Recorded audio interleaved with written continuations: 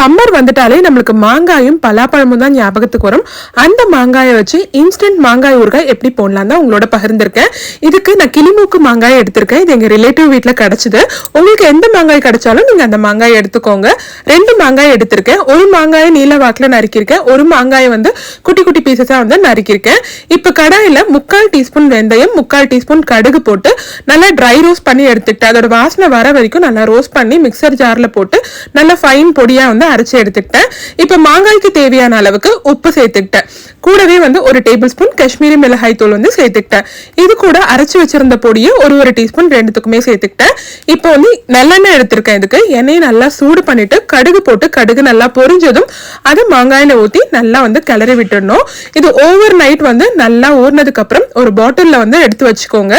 இப்ப இந்த மாங்காயை தயிர் சாதத்தோட சாம்பார் சாதத்தோட எல்லாம் வச்சு சாப்பிட்டீங்கன்னா டேஸ்ட் அல்டிமேட்டா இருக்கும். நிச்சயமா ட்ரை பண்ணி பாருங்க.